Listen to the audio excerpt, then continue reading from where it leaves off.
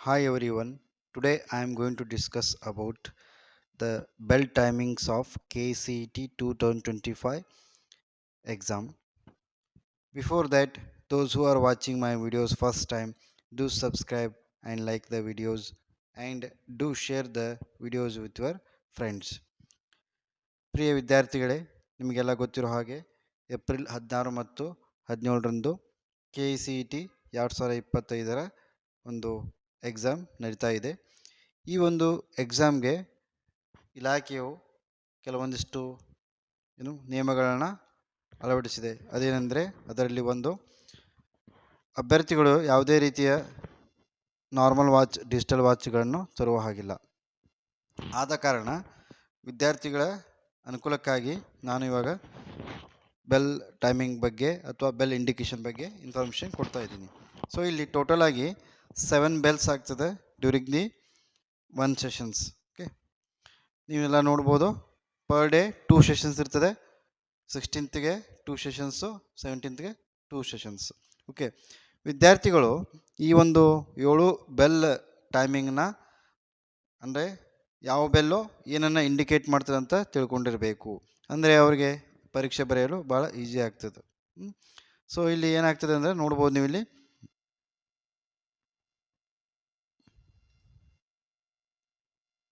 KCET 2025 bell timings ಅಂತ ಕರಿತೀವಿ. So ಇಲ್ಲಿ ಬೆಲ್ ಸಂಖ್ಯೆ 1. ಇದೇನಾಗ್ತದೆ ಅಂದರೆ ಇಲ್ಲಿ ಮಾರ್ನಿಂಗ್ ಸೆಷನ್ ಇದೆ. ಮಾರ್ನಿಂಗ್ ಸೆಷನ್ನ ಫಸ್ಟ್ ಬೆಲ್ ಯಾವಾಗ ಆಗ್ತದೆ ಅಂದರೆ 10:20ಕ್ಕೆ ಆಗ್ತದೆ. ಆಫ್ಟರ್ನೂನ್ ಸೆಷನ್ನ 2:20ಕ್ಕೆ ಆಗ್ತದೆ. ಸೊ ಈ ಬೆಲ್ ಏನು ಇಂಡಿಕೇಟ್ ಮಾಡ್ತದೆ ಅಂದರೆ ಚೆಕ್ಕಿಂಗ್ ಅಂತ ಕರಿತೀವಿ ನಾವು. ಚೆಕ್ಕಿಂಗ್ ಅಂದರೆ ನೀವು ಈ ಒಂದು ಫಸ್ಟ್ ಬೆಲ್ ಆದ ಕೂಡಲೇ ನಿಮ್ಮ ಎಕ್ಸಾಮಿಷನ್ ರೂಮ್ಗೆ ಎಂಟರ್ ಆಗ್ತೀರಿ. ಅಲ್ಲೇನಾಗ್ತದೆ, ಸೂಪರ್ವೈಸರ್ಸ್ ಅಥವಾ ಇನ್ವಿಜಿಲೇಟರ್ಸ್ ಏನು ಮಾಡ್ತಾರೆ, ನಿಮ್ಮ ಹಾಲ್ ಟಿಕೆಟ್ ಚೆಕ್ ಮಾಡ್ತಾರೆ. ಸೂಕ್ತವಾದ ಅಭ್ಯರ್ಥಿ ಹೌದು ಅಲ್ಲ ಅಂತ ನೋಡ್ತಾರೆ. ನಿಮ್ಮದು ಒರಿಜಿನಲ್ ID ಪ್ರೂಫ್ ತೋರಿಸ್ಬೇಕಾಗ್ತದೆ. ನೀವು ಲೈಕ್ ಆಧಾರ್ ಕಾರ್ಡ್, ವಿದ್ಯಾರ್ಥಿಗಳು ಏನು ಮಾಡಬೇಕು, ಆಧಾರ್ ಕಾರ್ಡನ್ನ ಒಯ್ಬೇಕಾಗ್ತದೆ ನಿಮ್ಮ ಜೊತೆ. ಸೊ ಅವರು ವೆರಿಫಿಕೇಷನ್ ಮಾಡ್ತಾರೆ. ಮಾಡಿದ ಮೇಲೆ ನೀವೇನು ಮಾಡಬೇಕು, ನಿಮ್ಮ ಒಂದು ಮೆನ್ಷನ್ಡ್ ನಂಬರ್ಗೆ ಹೋಗಿ ಕೂಡಬೇಕಾಗ್ತದೆ. ಸೊ ಅದು ಫಸ್ಟ್. ಇದು ಕೂತ ಮೇಲೆ ನಿಮಗೆ ಅವ್ರು ಏನು ಮಾಡ್ತಾರೆ, OMR ಸೀಟ್ನ ಕೊಡ್ತಾರೆ. ನಿಮ್ಮದು OMR ಕೊಡ್ತಾರೆ. ಅಲ್ಲಿ ನಿಮ್ಮ ಡೀಟೇಲ್ಸ್, ಪರ್ಸನಲ್ ಡೀಟೇಲ್ಸ್ನ ಫಿಲಪ್ ಮಾಡಬೇಕು. ರಿಜಿಸ್ಟರ್ ನಂಬರ್ ಇರ್ಬೋದು ಅಥವಾ ಎನಿ ಅದರ್ ಮ್ಯಾಟರ್ಸ್ ಅಂದರೆ ಫಿಲಪ್ ಮಾಡಬೇಕು. ಅದಾದ ನಂತರ ಸೆಕೆಂಡ್ ಬೆಲ್ ಆಗ್ತದೆ. ಸೆಕೆಂಡ್ ಬೆಲ್ಲು 10:00 ಆಗ್ತದೆ ಬೆಳಿಗ್ಗೆ. ಮಧ್ಯಾಹ್ನ ಸೆಷನ್ಗೆ 2:30 ಆಗ್ತದೆ. ಸೊ ಈ ಒಂದು ಬೆಲ್ ಏನು ಇಂಡಿಕೇಟ್ ಮಾಡ್ತದೆ ಅಂದರೆ question paper and version code. So ಇವಾಗ ಆಲ್ರೆಡಿ ಏನು ಮಾಡ್ತಾರೆ, ಸೂಪರ್ವೈಸರ್ಸು ನಿಮಗೆ ವೆರಿಫಿಕೇಷನ್ ಮಾಡಿ ನೀವು ಕ್ಯಾಂಡಿಡೇಟ್ ಹೌದಲ್ಲ ಅಂತ ನೋಡಿ ಕಳಿಸಿರ್ತಾರೆ. OMR ಕೂಡ ಕೊಟ್ಟಿರ್ತಾರೆ. ಸೊ OMRಲ್ಲಿ ಒಂದು ಆಪ್ಷನ್ ಇದೆ, ಏನಂದರೆ ಕ್ವಶನ್ ಪೇಪರ್ ವರ್ಷನ್ ಕೋಡ್ ಅಂತ ಇರ್ತದೆ. ಸಿರೀಸ್ ನಂಬರ್ ಅಥವಾ ಸೀರಿಯಲ್ ನಂಬರು ಈ ರೀತಿ ಅಥವಾ ವರ್ಷನ್ ಕೋಡ್ ಅಂತ ಇರ್ತದೆ. ಸೊ ಏನು ಮಾಡ್ಬೇಕು ನೀವು, ಸೊ ಅವ್ರು ಕೊಟ್ಟ ನಂತರ ಆ ಒಂದು ನಿಮ್ಮ ಒಂದು ವರ್ಷನ್ ಕೋಡ್ ನೀವಲ್ಲಿ OMRಲ್ಲಿ ಎಂಟ್ರಿ ಮಾಡಿ ಕೆಳಗಡೆ ಶೇಡಿಂಗ್ ಅಥವಾ ಬಬ್ಲಿಂಗ್ ಮಾಡಬೇಕು. ಓಕೆ, ಮಾಡಿದ ಮೇಲೆ ಸೊ ಇವಾಗ ನೀವು ಯಾವುದೇ ರೀತಿ ಕ್ವಶನ್ ಪೇಪರ್ ಅದು ಸೀಲ್ ಇರ್ತದೆ, ಸೀಲ್ ಓಪನ್ ಮಾಡೋ ಹಾಗಿಲ್ಲ. ಜಸ್ಟ್ ನೀವು ನಂಬರ್ ಬರೀಬೇಕಾಗ್ತದೆ. ಅದಾದಮೇಲೆ ನೆಕ್ಸ್ಟ್ ಥರ್ಡ್ ಬೆಲ್ ಆಗ್ತದೆ 10:40 ಬೆಳಗ್ಗೆ, ಮತ್ತು ಮಧ್ಯಾಹ್ನ ಸೆಷನ್ಗೆ 2:40 ಆಗ್ತದೆ. ಸೊ ಇವಾಗ ಏನು ಮಾಡ್ಬೇಕಂದ್ರೆ ಸ್ಟಾರ್ಟ್ ಆನ್ಸರಿಂಗ್. ಸೊ ಇವಾಗ ಏನಾಗ್ತದೆ, ವಿದ್ಯಾರ್ಥಿಗಳು ಅಥವಾ ಅಭ್ಯರ್ಥಿಗಳು ಆ ಶೀಲ್ ಓಪನ್ ಮಾಡಬೇಕು. ಕ್ವಶನ್ ಬುಕ್ಲೆಟದ್ದು ಓಪನ್ ಮಾಡಿ ನೀವು ಆನ್ಸರ್ ಮಾಡಲಿಕ್ಕೆ ಸ್ಟಾರ್ಟ್ ಮಾಡಬೇಕು. ಓಕೆ, ಸೊ ಅದೇನು ಥರ್ಡ್ ಬೆಲ್ ಆಯಿತು. ನೆಕ್ಸ್ಟ್ ಫೋರ್ತ್ ಬೆಲ್ ಬರ್ತದೆ.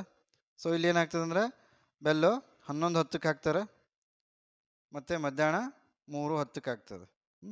ಈ ಬೆಲ್ ಏನು ಇಂಡಿಕೇಟ್ ಮಾಡ್ತದೆ ಅಂದರೆ 30 ಮಿನಿಟ್ಸ್ ಕಂಪ್ಲೀಟೆಡ್, ಪರೀಕ್ಷೆ ಪ್ರಾರಂಭವಾಗಿ ಅರ್ಧ ಗಂಟೆ ಆಗಿದೆ ಅಂತದು ಇಂಡಿಕೇಟ್ ಮಾಡ್ತದೆ ಬೆಲ್ಲು. ಸೊ ವಿದ್ಯಾರ್ಥಿಗಳು ಏನು ತಿಳ್ಕೋಬೇಕು, ಫೋರ್ತ್ ಬೆಲ್ ಆದಮೇಲೆ ಪರೀಕ್ಷೆ ಸ್ಟಾರ್ಟ್ ಆಗಿ ಅರ್ಧ ಗಂಟೆ ಆಗಿದೆ ಅಂತ ಅರ್ಥ. ಓಕೆ, ಇದಾದಮೇಲೆ ನೆಕ್ಸ್ಟ್ ಬೆಲ್ ಇದೆ, ಫಿಫ್ತ್ ಒನ್. ಈ ಬೆಲ್ಲು 11:30 ಆಗ್ತದೆ ಮಾರ್ನಿಂಗ್ ಸೆಷನ್ಗೆ. ಆಫ್ಟರ್ನೂನ್ಗೆ 3:30 ಆಗ್ತದೆ. ಸೊ ಈ ಬೆಲ್ ಇಂಡಿಕೇಟ್ ಏನು ಮಾಡ್ತದೆ ಅಂದರೆ 20 ಮಿನಿಟ್ಸ್ ರಿಮೈನಿಂಗ್. ಅಂದ್ರೇನು, ವಿದ್ಯಾರ್ಥಿಗಳು ಪರೀಕ್ಷೆ ಬರಿತಾ ಇದ್ದಾರೆ, ಕೊನೆಯ 20 ನಿಮಿಷಗಳು ಬಾಕಿ ಇದೆ. ಕೊನೆಯ 20 ನಿಮಿಷಗಳು ಬಾಕಿ ಇದೆ ಅಂತ ಇಂಡಿಕೇಟ್ ಮಾಡ್ತದೆ. Okay, next sixth bell. 11:45ಕ್ಕೆ ಮಾರ್ನಿಂಗು, ಆಫ್ಟರ್ನೂನ್ ಸೆಷನು 3:45ಗೆ. ಸೊ ಈ ಬೆಲೆ ಏನು ಇಂಡಿಕೇಟ್ ಮಾಡ್ತದೆ, ವಿದ್ಯಾರ್ಥಿಗಳು ಪರೀಕ್ಷೆ ಬರಲು ಕೊನೆಯ 5 ನಿಮಿಷಗಳು ಮಾತ್ರ ಇದೆ ಅಂತ, 5 ಮಿನಿಟ್ಸ್ ರಿಮೈನಿಂಗ್ ಅಂತ ಇಂಡಿಕೇಟ್ ಮಾಡ್ತಾ ಹೋಗ್ತಿದೆ. ಸೊ ಇವಾಗ ವಿದ್ಯಾರ್ಥಿಗಳು ತಿಳ್ಕೋಬೇಕು, 6ನೇ ಬೆಲ್ ಆದಾಗ ಅವ್ರು ಏನು ಮಾಡಬೇಕು, ಬರೆಯೋದನ್ನ ಸ್ಟಾಪ್ ಮಾಡಿಕೊಂಡು ಅಥವಾ ಇನ್ನೂ ಏನೋ ಶೇಡಿಂಗ್ ಅಥವಾ ಬಬ್ಲಿಂಗ್ ಮಾಡಿದ್ರೆ ಮಾಡಿ, ಅದು ಒರಿಜಿನಲ್ OMR ಶೀಟ್ ಮತ್ತು ಕಾರ್ಬನ್ OMR ಶೀಟ್ನ ಸಪ್ರೇಟ್ ಮಾಡ್ಕೋಬೇಕು. ಯಾಕಂದರೆ ಲಾಸ್ಟ್ ಮೂಮೆಂಟಲ್ಲಿ ಅವಸರ ಆಗ್ತದೆ. ಸೊ ಅವಾಗ ಸೈಡ್ ಕಟ್ ಆಗೋದು, ಹರಿಯೋ ಚಾನ್ಸಸ್ ಇರ್ತದೆ. ಸೊ ಅದನ್ನ ನೀವು ಅವಾಯ್ಡ್ ಮಾಡಲಿಕ್ಕೆ ಏನು ಮಾಡಬೇಕು, ಬಿಫೋರ್ ಅಂದರೆ ವಾರ್ನಿಂಗ್ ಬೆಲ್ ಆದಾಗ ಏನು ಮಾಡಬೇಕು, ಸಪ್ರೇಟ್ ಮಾಡ್ಕೊಂಡು ಇಟ್ಕೋಬೇಕು ಒರಿಜಿನಲ್ ಕಾಪಿ ಮತ್ತು ಕಾರ್ಬನ್ ಕಾಪಿ. ಸೊ ತದನಂತರ ಏನಾಗ್ತದೆ, 5 ನಿಮಿಷ ಆದಮೇಲೆ ಕೊನೆ ಬೆಲ್ ಆಗ್ತದೆ, 7th ಬೆಲ್ ಆಗ್ತದೆ. ಸೊ ಇವಾಗ ಅದು ಯಾವಾಗ ಆಗ್ತದೆ ಅಂದರೆ ಬೆಳಗ್ಗೆ ಸೆಷನ್ಗೆ 11:50ಕ್ಕೆ, ಮಧ್ಯಾಹ್ನ ಸೆಷನ್ಗೆ 3:50ಕ್ಕೆ ಆಗ್ತದೆ ಬೆಲ್. ಇದು ಕೊನೆಯ ಬೆಲ್. ಇದಾದ ನಂತರ ವಿದ್ಯಾರ್ಥಿಗಳು ಸಂಪೂರ್ಣವಾಗಿ ಏನು ಬರೆಯೋದನ್ನು ನಿಲ್ಲಿಸ್ಬೇಕು, ಶೇಡಿಂಗ್ ಮಾಡೋದು ನಿಲ್ಲಿಸ್ಬೇಕು. ನಿಲ್ಲಿಸಿ ಏನೋ ಸಪ್ರೇಟ್ ಮಾಡ್ಕೊಂಡಿರಬೇಕು OMR ಶೀಟ್ನ. ಇನ್ನೂ ಯಾರು ಮಾಡಿ ಅಂದ್ರೆ ಆ ಕ್ಷಣ ನೀವು ಮಾಡಬೇಕಾಗ್ತದೆ. ಸಪ್ರೇಟ್ ಮಾಡಿಕೊಂಡು ಕಾರ್ಬನ್ ಕಾಪಿ ಅಂತ ಇರ್ತದಲ್ಲ, ಅದನ್ನು ಏನು ಮಾಡಬೇಕು, ನಿಮ್ಮ ಹತ್ರ ಇಟ್ಕೋಬೇಕಾಗ್ತದೆ ರೆಫರೆನ್ಸಿಗೆ. ನೆಕ್ಸ್ಟ್ ಫ್ರಂಟಿಗೆ ಇರ್ತಲ್ಲ, ಅದು ಮೇನ್ ಕಾಪಿ ಅಂತ ಕರಿತೀವಿ. ಅದೇನು KEA ಕಾಪಿ. ಸೊ ಅದು ಇಲಾಖೆಗೆ ಹೋಗ್ತದೆ. ಸೊ ಅವಾಗ ಫೈನಲ್ ಬೆಲ್ ಆದ ಕೂಡಲೇ ಎಕ್ಸಾಮ್ ಏನಾಗ್ತದೆ, ಕಂಪ್ಲೀಟ್ ಆಗ್ತದೆ. ಸೊ ಅಲ್ಲಿ ಇರ್ತಕ್ಕಂಥ ಇನ್ವಿಜಿಲೇಟರ್ ಏನು ಮಾಡ್ತಾರೆ, ಅವರು ನಿಮ್ಮ ಎಲ್ಲ ಅಭ್ಯರ್ಥಿಗಳ ಒಂದು OMR ಶೀಟ್ನ ಕಲೆಕ್ಟ್ ಮಾಡ್ತಾರೆ. ಕಲೆಕ್ಟ್ ಮಾಡಿ ಕೌಂಟ್ ಮಾಡ್ತಾರೆ. ಫಾರ್ ಎಕ್ಸಾಂಪಲ್ ಒಂದು ಬ್ಲಾಕಲ್ಲಿ 15 ಮಂದಿ ಪ್ರೆಸೆಂಟ್ ಇದ್ದರೆ 15 ಇದಾವ ಇಲ್ಲೋ OMR ಶೀಟ್ ಟ್ಯಾಲಿ ಮಾಡ್ತಾರೆ. ಸೊ ಟ್ಯಾಲಿ ಮಾಡಿ ಅವರು ಓಕೆ ಯು ಕ್ಯಾನ್ ಗೋ ನಾವು ಅಂತ ಹೇಳ್ತಾರೆ. ಸೊ ಅಲ್ಲಿ ತನಕ ನೀವು ವೇಟ್ ಮಾಡಬೇಕಾಗ್ತದೆ ವಿದ್ಯಾರ್ಥಿಗಳು. ಆಮೇಲೆ ನೀವು ನಿರ್ಗಮಿಸಬಹುದು ಏನು ಆ ಒಂದು ಎಕ್ಸಾಮಿನೇಷನ್ ಹಾಲ್ನಿಂದ. ಸೊ ಇಷ್ಟೆಲ್ಲ ಪ್ರಕ್ರಿಯೆ ನಡೀತದೆ. ಓಕೆ. ಸೊ ಒಂದು ವಿಷಯ ಏನಂದರೆ, ಎಲ್ಲ ವಿದ್ಯಾರ್ಥಿಗಳು ಈ ಒಂದು ಬೆಲ್ ಟೈಮಿಂಗ್ಸ್ನ ಕರೆಕ್ಟಾಗಿ ನೆನಪಿಟ್ಕೋಬೇಕು.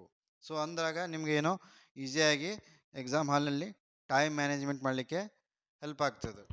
ಸೊ ಯಾವುದೇ ಹರಿಬರಿ ಇಲ್ಲದೆ ನೀವು ಚೆನ್ನಾಗಿ ಎಕ್ಸಾಮ್ನ ಬರೀಬೋದು ಈ ಒಂದು bell ಟೈಮಿಂಗ್ಸ್ನ ನೆನಪಿಟ್ಕೊಂಡ್ರೆ.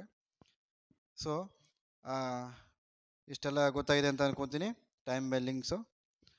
Okay, wish you all the best for your KCET exam. Thank you.